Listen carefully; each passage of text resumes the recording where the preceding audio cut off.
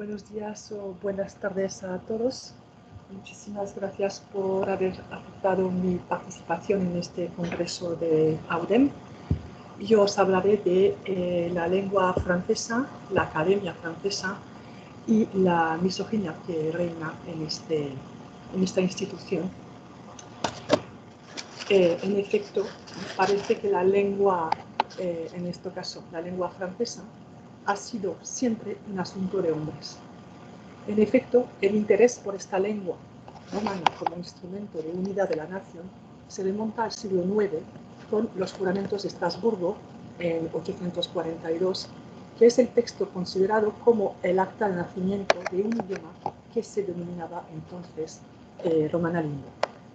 7 siglos más tarde, el rey Francisco I consolidó la lengua francesa como lengua oficial del Reino de Francia con la ordenanza de Villers-Cotterêts en 1539, con el propósito de facilitar la comprensión de las decisiones jurídicas, administrativas y políticas. También deseaba hacer del francés la lengua de la poesía y de las letras.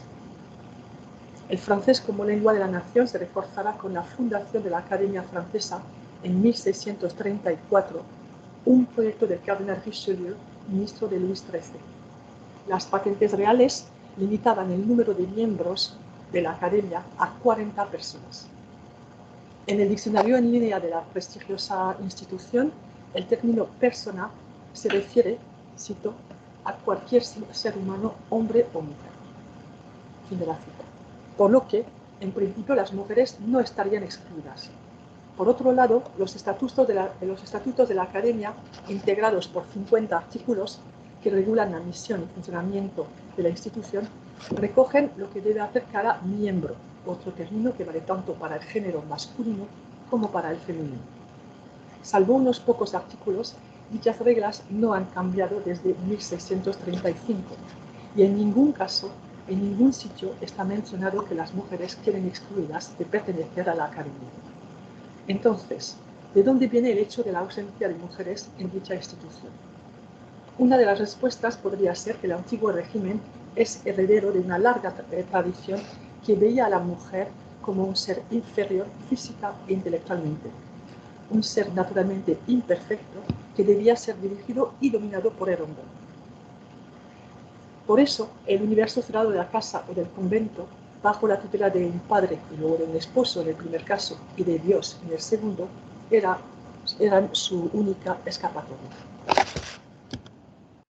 Una de las respuestas, el sexo masculino rechazaba entonces la presencia pública femenina y en particular en el mundo de las letras. Por otra parte, comentarios injuriosos hacia la mujer aparecían por todos lados, como el ejemplo misógino del señor Aubret en 1630.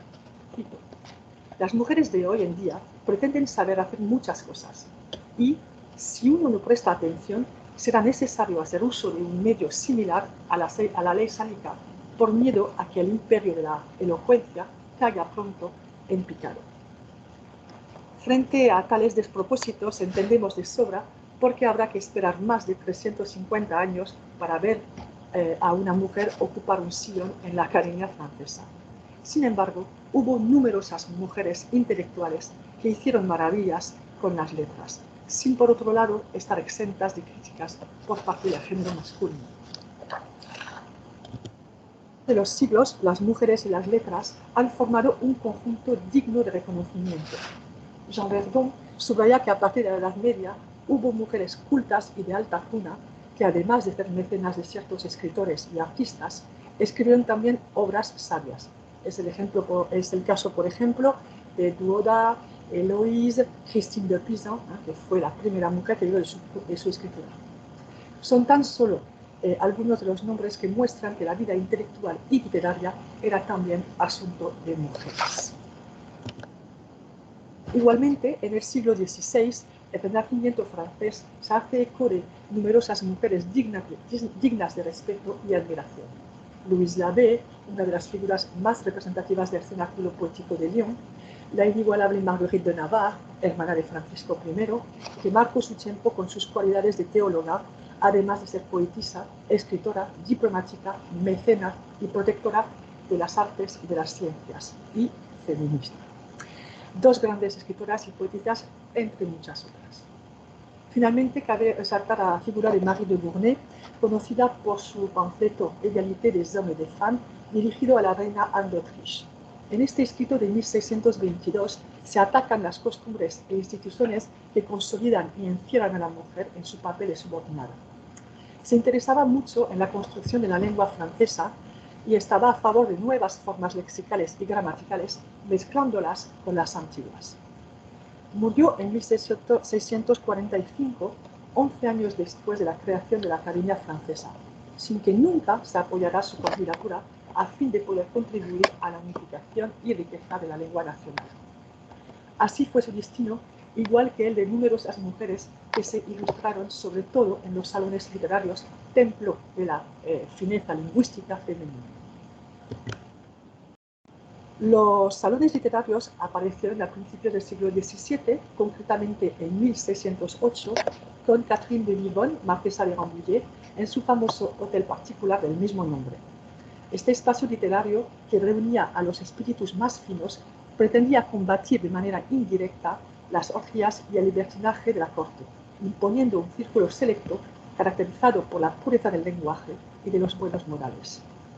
Todos y todas anhelaban ser parte integrante del salón, ya que la admisión suponía una doble garantía de cultura intelectual y de decencia moral. Estos salones basaban su identidad en los protocolos instituidos por las mujeres de clase alta para distinguirse de las sociedades masculinas a las que no tenían acceso. Constituían verdaderos templos del arte de la conversación formal. El Salón de la Marquesa de Rambouillet tuvo un éxito total durante más de 45 años. Los hombres se apresuraban para figurar en este sitio honorable. Si a cualquiera de los hombres del mundo que vivían en el París de la segunda mitad del siglo XVII le hubieran preguntado cuál era el rincón más agradable de la capital, este habría contestado sin tardanza que el Salón Azul de la señora de Rambouillet.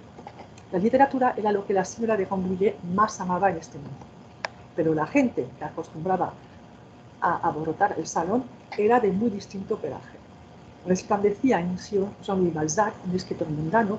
Ahí se podía ver al desengañado pensador La Rochefoucauld, el animadísimo y ocurrente Voiture, y los señores Coty, Chaplin, Ménage y otros muchos más mantenían interesantísimas disputas. Honorables también eran las mujeres que se codeaban con estos hombres, quienes ocuparían un sillón de la academia. Richelieu él mismo acudía al Salón Azul de la Marquesa.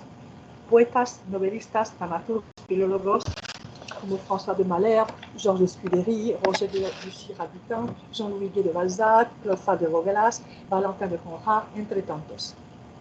¿Quién podía negar el talento por las letras de Marie-Madeleine Pioche de la Verne, conocida como la Marquesa de Rambouillet, como Madame de Lafayette, o de la exquisita Madame de Sévigné?